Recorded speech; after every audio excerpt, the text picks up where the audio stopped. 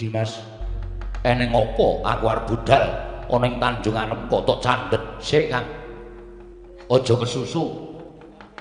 Aku ngrungokke apa sing dadi critane bapak iki mau kok tuwa tandha pitakon sakjroning atiku. Apa ya bener Siwa Ndrawati kok mentala ndhawuhi karo bapak supaya mateni karo Abimanyu. Monggo janjane aku ngerti. Siwa Kresna kuwi tresnane karo Abimanyu kuwi lahir batin tur kowe ngerti dhewe kaya anake mantu Siwa Ndrawati. Apa mokal ing atase wong tuane kok mentala mateni karo mantune dhewe kuwi ora ketemu ngakal. Terus iki mesti eneng dom sumuruping banyu. Ingkang bakal ngubah-ubah katentreman negara Ngamarta. Karepe Dimas sing budal men bapak karo Kakang Garwaca. Kakang Antarja karo aku, ayo neliti sing luwih permati. Yen perlu nyaketi Siwa Kresna. Engko aku sing nakoni Siwa Ndrawati. Apa pancen bener Siwa Ndrawati paring dawuh nek Abimanyu sing nyolong pustaka Jamus Nimasada terus dawuh karo bapak kon mateni Abimanyu. Nek pancen Siwa Ndrawati tegel tenan karo anake lanang Abimanyu, aku sing ora trima, Dimas. Kriwikan dadi grojogan, geguyon dadi tangisan. Wis ben.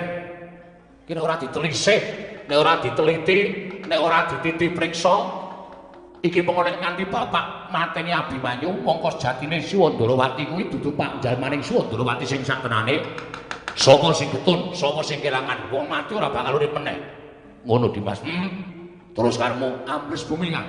Kowe karo aku liwat jron bumi niti priksa Siwa Ndrawati. Aku wedi. Wis menawa dosane ana dukane aku sing tanggung jawab. Ngono. Ayo Kang mangkat. Iya Dimas.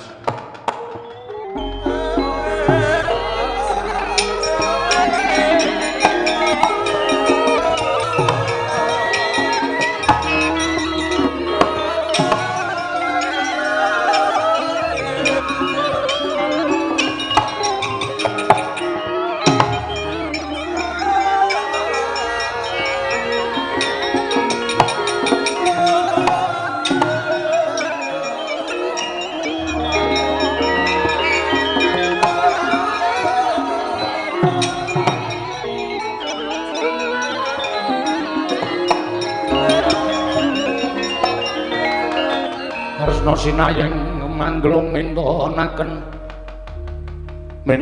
dewi kramanira kang kumitiraning asta kang kumitiraning asta oh yu jagat mangestu para wayah para jagat ladal kondhange akeh padha nyebutake yen Pandhawa kuwi satriya wasis waskiteng esti tegese lantep panggraitane. Nanging jebul ora beda ora kok kelumpukaning wong bodho ngalomo. Ora ngerti karo sasmita, wong ora ngerti karo panjalmaning mungsuh iki Membanata Ndrawati. Monggo pakaryanku mung kejaba ora liya kejaba mung kudu gawe patining para Pandhawa. Abimanyu anak sing didama-dama dipateni karo Werkudara karo Janaka yen Abimanyu tekaning pati Pandhawa pepes bayu kang tapis ora duwe kekuatan, ora duwe pangarep-arep. Mula mateni Pandhawa angel mijet wae ngranti. Oh, ladal. Lah kok ora padha ngerti karo aku. Ing antase aku kuwi Memba Narendra Ndrawati kok ora padha awas kita ngesti paningalih. Werkudara ya mung manut ngono wae. Janaka ya mung manut ngono wae. Yayi Prabu Darmakusuma tak blithuk ya meneng wae. Lah kok jebul kondhange Pandhawa nggone dadi satriya lantep panggraitane mau mung nyandhek ana pangucap ora kababar dadi pakarti. Dina iki wah liyane mangsa kala Pandhawa cures saka lumahing bumi kureping langit.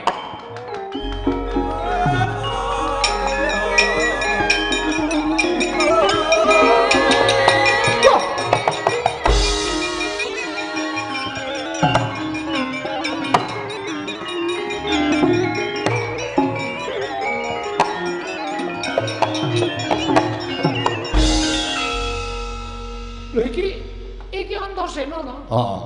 Lho. Wis ket mau. Sampeyan lenggah, aku ya duduk di sini. Lho. Ora dalah. Lah nek ngono kowe ngerti kabeh wis tak kandhakake, capet-capet Pakde. Capet-capet to? Ya syukur. Terus wigatine apa? Aku mau ditimbali karo Bapak Jodipati. Bapak Jodipati paring dawuh karo aku. Kon ning Tanjung Anom kon ngrangket Abimanyu. Critane bapak Siwa Kresna Siwa Ndarawati sing paring dawuh ngandhakake nek Abimanyu sing nyolong pustaka Jamus Limasada. Iya, pancen bener ngono. Saiki aku tak takon. Sing ngandhakake nek sing nyolong pustaka Jamus Limasada kuwi Abimanyu sapa? Aku. Siwa Ndarawati saka sapa? Saka dewa. Nek dewa paring dawuh Sasmita kuwi mesti cetha. Dewane mesti ngandhakake ulun Sang Hyang Indra, ulun Sang Hyang Brahma. Mesti ngono kuwi. Dewane sapa? Antasena. Piye? Nalika semana dewa paring dawuh kuwi ora nuduhke sapa jenenge. Lho. Ora nuduhke sapa jenenge? Ora Antasena. Nggih. Lah terus ya mung paring dawuh nek sing nyolong pustaka Jamus Limasada kuwi Abimanyu. Oh ngono. Iya. Mula wektu dina iki ku ora usah dadak ngresih. Apa to sababe aku iso ngandhakake Abimanyu kok sing nyolong pustaka Jamus Limasada? Wektu dina iki luwih prayoga kowe budal ning Plangkawati Abimanyu ora keten. Aku mesti budal, Pakde. Aku iki wong nek didhawuhi wong ora tau mingkuh, ora tau sulaya, aku mesti budal. Lah kok isih nang kene?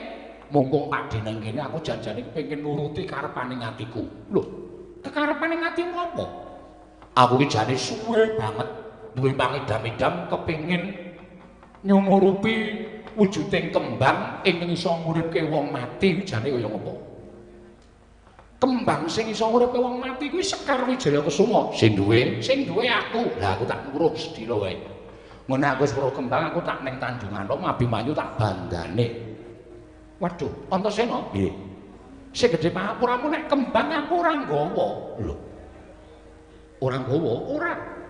Keri ning Ndarawati. Waduh. Monggo kuwi sak ngertiku ora tau keri lho. Lho, wong ora kedunungan lali to. Wong kedunungan lali mesti keri ya iso wong apa-apa ya iso keri kok. Oh lah ya wis. Karang keri kok. Lah iya. Nek liyane kembang entuk ora. Nek liyane kembang tak duduhke senjata cakra. Aku tak weruh. Aku jane kok ngimpi-impi Jata Cakra kuwi ampuhe kaya ngapa, wujude kaya ngapa, ampuhe kegila-gila. Antasena. Nggih. Aku ki mau lagi siram to. Heeh. Senjata Cakra tak dadekke siji nek meja karo kembang Wijaya Kusuma. Lah kok lali? Weh. Berarti sing lali loro. Iya. Waduh, lah piye kuwi? Wong ora kedunungan lali to. Lah ya ora apa-apa jeneng menungso iki kedunungan ina lali salah apes lan mati lan didit. Lah iya. Saiki ngene.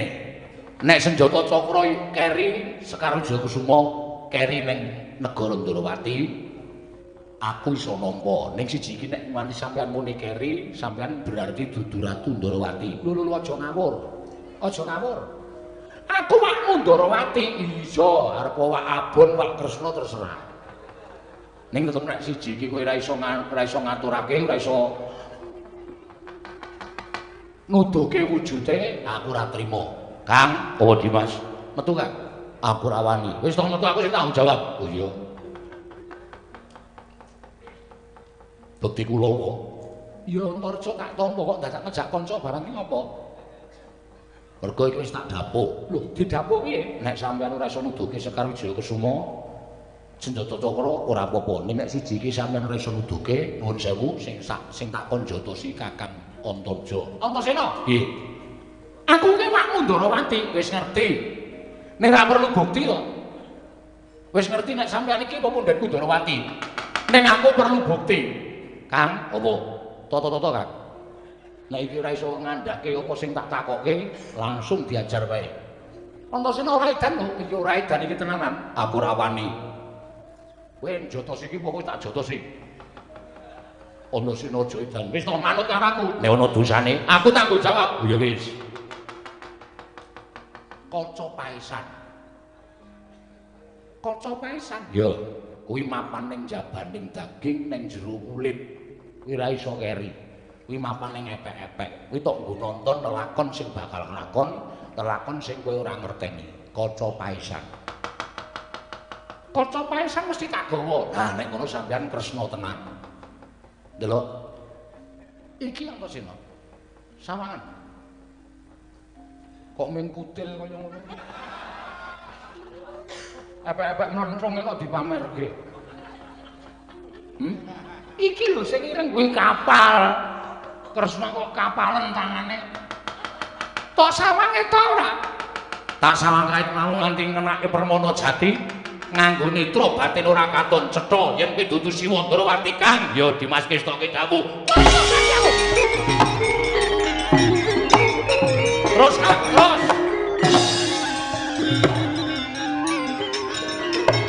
Wah.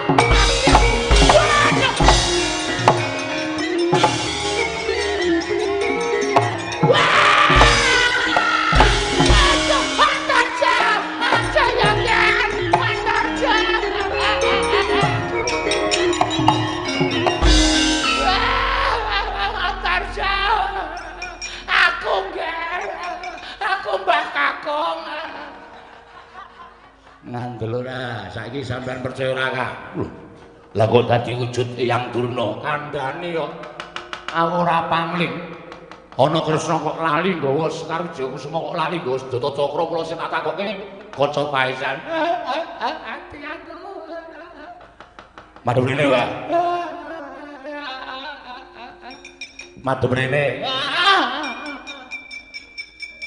Oh, ketok ora gedhamu saiki.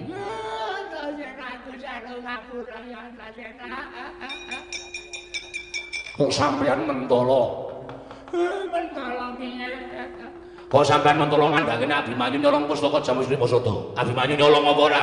Ora. Aku sampean ngomong, aku diutus karo anak Prabu Duryudana. Supaya gawe srana pati ning Pandhawa, mula Abimanyu tak jangka patine. Abimanyu kuwi anak Pandhawa sing ditresnani. Nek Abimanyu mati, Pandhawa mesti ora duwe kekuatan. Kaya ngono kuwi apa wong tuwa? Aduh, ora ngeplak Antasena. Wes aku kapok aku. Dados Eyang ingkang ngendikake Abimanyu nyolong pustaka Jamusrimasada. Atur sapane riya. Nyuwun pangapunten. Wong tuwa kaya ngene iki ora patut diajeni.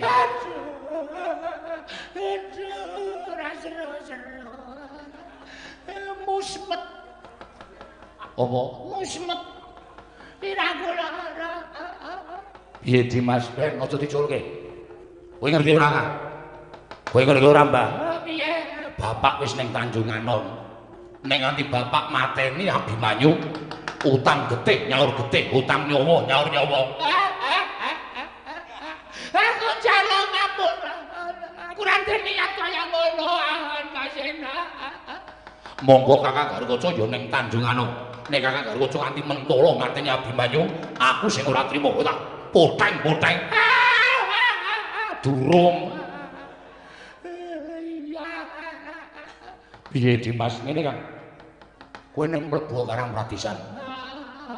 Sing kono. Oh iya. Terus golek pitik sak akeh. Arep nyate. Ora. Terus nek wis akeh pitike karo beras sak gegem. Durna digelekarke ning dalan mripate diwur-wuri belas. Pitik akeh banget diculungi ora notoli matane. Aduh, Antasena, aku buta loh. Aku tidak bisa melihat. Pitike rung oleh. Iya ya. Nek golek pitik kesuwen. Kesuwen kok kesuwen. Syukur kowe. Omong kesusah-susur. Omong susur-susur. Aku mangkel ngono pendhita tuwek kok pakatine sak isoring dlamakan. Jebul sing putih, sing suci ming serban karo kethumu ning lecek kedhawamu.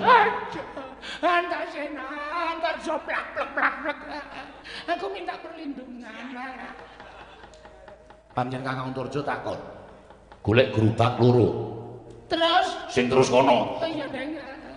Terus dikatake, sirahe tarene gerobak, sikile tarene gerobak, kon mlaku ngalor karo kidul. Dipecut. Apa jarane nang gerobake mlayu banter, ora pedhot awake. Aduh. Aduh. Aku ora iso mbayangke. Ya nek pedhot pas weteng. Nek ngisore. Apa ya semene dadi loro. Kowe iki wis kecekel kok isih lucu lho. Ora lucu iki serius Antasena. Piye Dimas? Gendong ah. Gendong, kon ngaku ning ngarepe Kakang Garukaca, kon ngaku ning karepe Bapak Werkudara. Antasena, Werkudara kuwi muridku. Werkudara kuwi siswaku. Nek nganti Werkudara ngerti kuwi kelakuanku apa aku ora isin Antasena. Aja kaya ngono ya Antasena. Ora gelem ngaku ning ngarepe Bapak. Wis tak ajar dhewe. Bondo digendong tak diajar sanggon-kon yo wis wae dawuh. Antasena, Antasena.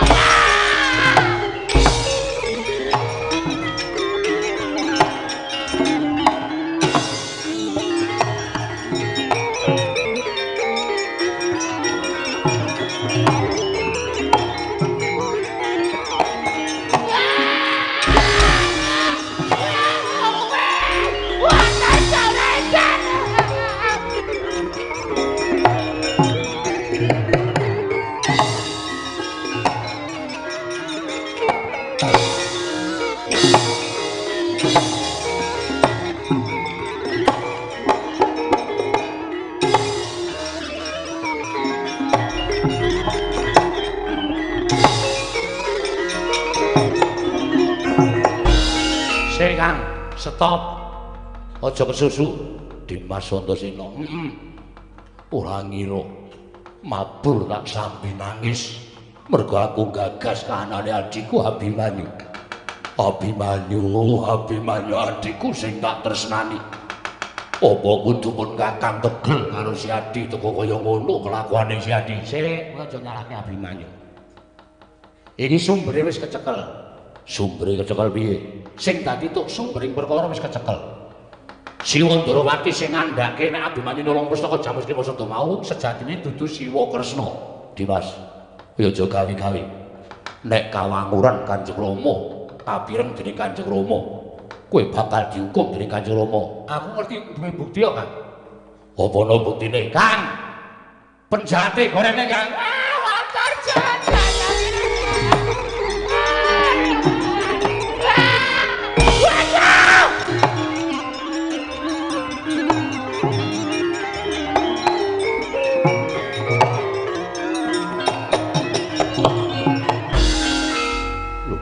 Iki yang tuna lah ya iki penjahate antar banteng sakayang-kayange kados kaca iya kenging menapa ngantos kados mekaten lambanipun ayo ngaku iya iki lagi ngomong ora aku keplak sirahmu wong tuwa ora patut diajeni tegel karo putune dhewe ngaku bisa Kanjeng Hyang wonten menapa apa sing dikandhake Antasena mau bener leres kados pundi aku sing pembok Ratu Ndrawati tegesipun aku sing ngomong nek Abimanyu nyolong pusaka Jamus Krimasada ning nyolong napa mboten? Nyolong ora? Ora! Gatot aja ora nyolong. Iki suaraku dadi gedhe banget. Buktine iki kan. Dados Abimanyu mboten nyitra pusaka. Ora. Ing menapa Kanjeng Hyang tumindak kados mekaten? Diutus dening anak Prabu Duryudana supaya gawe patine para Pandhawa. Iya. Kados mekaten lamban panjenengan. Menawi Kanjeng Rama dugi wonten ing Tanjungan Abimanyu dipun pejahi, sinten ing kejalan? Aku aja nesu tak kados kaca. Mangkel to, mangkel. Entuk jotos kok. Entuk ora seru-seru. Kok iki ngapa? Wong aku ning jalan moyo tak jotosi to. Gatot kancane nesu tangane dadi wesi. Aku padha karo dituthuk nganggo kunci Inggris. Plek ngono wae kan. Ora mentolo aku mah, ora mentolo apa. Wong kaya kok dienggo pedoman, dienggo panutan. Mentolo karo putune dhewe kok. Nek cara aku ora wajib sembah, ora wajib di ngabeteni. Pola mati ning ngopo. Ditokke kanepsone ditokke. Aja nganti mbedhedhek ning ati ditokke nek mbedhedhek terus plek ngono malah aku ngrekoso. Ditokke undaran began hembuskan napas panjang. Aduh. Aduh. Aduh. Ye, Mbak. Pelo aku. Diantem gatot kanca kaya didedek nganggo linggis. Kanjeng Rama piye Dimas? Lah ya kuwi, monggo bapak ki nek wis nesu ya ngono kae. Pokoke aku disemboyan lho Kang, sembuyane Jatiwi. Nek nganti Abimanyu cilik loro ditekaning pati, mbuh aku ora weruh lakon sing tak sandhak. Wong tuwa iki tak jur-jur. Aku ya ngejur-jur, wis ben ora dianggep anak Jodipati ora apa-apa. Yen ngono aku ya sagu. Ora dianggep anak Jodipati ora apa-apa, ning males patine Abimanyu saka tangane Kanjeng Rama. Wis, sing arep jur-jur Begawan Durna 3. Mbok di blender wae. Terus langsung ajur, terus dilondro kateke bakso. Malah cekeke. Aduh, ya nganggo guyon sithik to sing. Aku ki nyempet lara tenan. Menungsa kok arep dijor-jor. Mergo sampeyan pakartine sang isore dramane ngono. Ora pantes diaji-aji, ora pantes dipundi-pundi. Kang Antarja, piye Dimas? Pindho meneh. Kakang kok tak dawuhi mabur sing banter. Aja nganti kalah karo bapak. Cegat dalan yen Kanjeng Rama nesu. Aku sing ngandiki. Yo wis to ki dawuh dengan.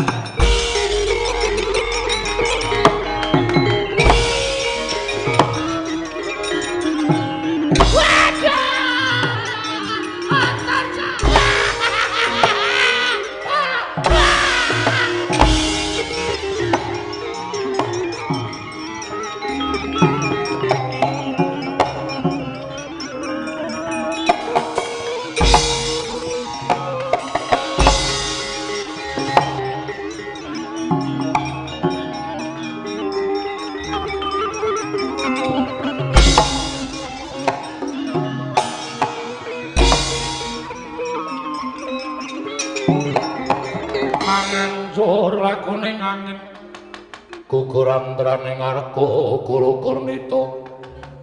Kurnita kagiri-kiri ora bumi pagembita. Wah, Gatot tak kira disiki menyang Tanjung Anom. Lah kok dadi kowe malah nyegat lakune wong gerang Rama Kyai. Mugi parmo sarunting penggalih. Samangke kula sampun pikantuk tandha-tandha dene menapa badhe katindakan Rama Kyai mriku klentu. Wah, aja ngawur gawar ngawur. Wis ora ana ngapura kanggo adimu si Abimanyu. Wis wani nyolong pustaka Jamus Klimasada wajib kudu tak patrapi Widana Rama Kyai. Kula nyuwun pangapunten. Ingkang damel dak-daning pasulayan ingkang nemba Kanjeng Prabu Indrawati menika sanes Kanjeng Prabu ingkang saestu. Nanging panjalmanipun duwen sesinonipun Kanjeng Hyang Begawan Durna. Ingkang namung badhe damel pejahing para Pandhawa sarana mimprili kegiatanipun para Pandhawa, mejahi para putra Pandhawa. Wah, kowe muni piye? Kowe muni piye? Ingkang dados Kanjeng Indrawati Hyang Durna. Wah, ora melek mripatmu Durna Wiguruku.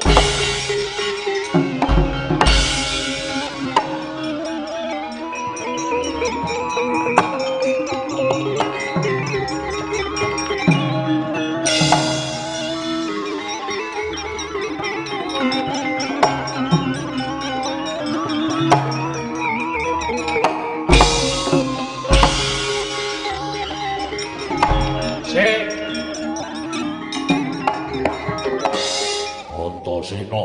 Oh, Pak. Wah. Gatot iki memek mripate bayi wingi sore. Wani nglumputke Durna bapakku.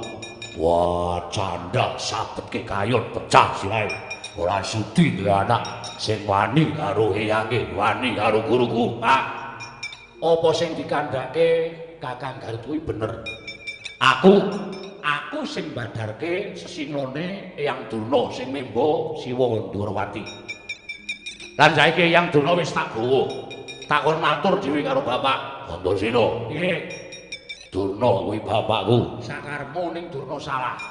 Kowe wani karo Durna bapakku. Durna salah, mula aku wani karo Yang Durna. Kowe wani karo bapakmu sing tak wedeni apamu. Kandhani ngayal, ayo. Ayo.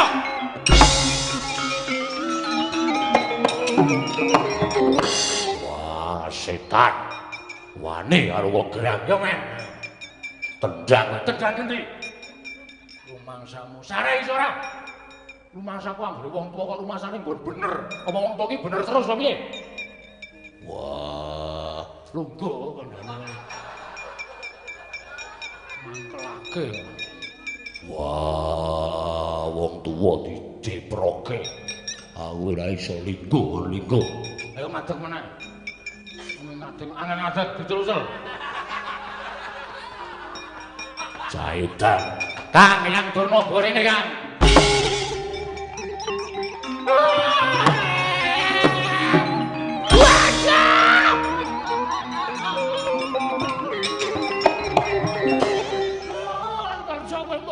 Siap banget karo aku nduk Antarja.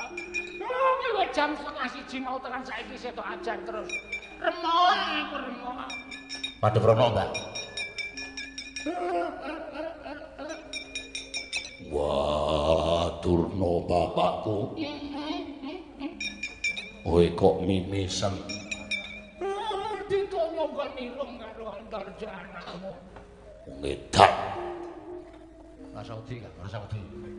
Tandangane anake karo Kudara sing wani ning aku kok. Wah, wani kok. Wah, tak kei apa-apa kowe. Iya, nek kongkonan tuku rokok wegah. Wah, Jaedan. Gugu karepe dhewe. Ngaku, Mbak. Ngaku ora? Ora gelem ngaku aku mentolo ngajar kowe ning karepe bapak. Aku ora wedi karo buku karo Kudara nek Yang Durna salah. Kudara. Ora usah nangis. Iya. Wah, ngopo? Wedi Dimas Ujo kurang ngejar wani karo wong tuwa. Wis ben menengo, Kang, menengo. Ora dingereke ora kapok-kapok. Apa sing digandhake Antasena? Iya, Ger, aku njaluk ngapura ya Werkudara. Pancen bener Werkudara, pancen bener kaya mangkono Werkudara. Arman tangane kok dadak udik-udik.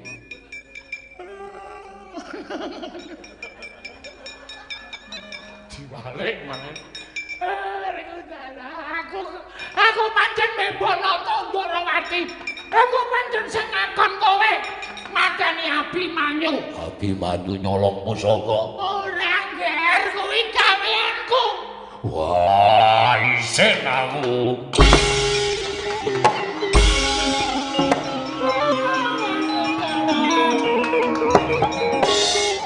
Ndera. Bareng tenanan lho. Isin aku. Aku mesti turun nang lapangan ngono. Mergo isin. Ah bapak iki nek isin ngono kuwi kok bali nang Jodipati nyerat kloso. Gelar ning ngarep gawang ae terus melekat. Arep bal-balan bareng isin melekat ning kono. Ngasen aku wis ya. Wis piye? Urung rampung kok wis. Lho, Werkudara wae iso tandhake ora mateni Abimanyu. Lah Paman Janaka. Ayo. Nek nganti bapakne dhewe mateni anake dhewe, oh, arep pecah sirahe. Kang, bondo gendong nek nganti Abimanyu tekaning patine Durna kowe kan aku sing nyengkake. Ya Dimas. Aduh, mati aku.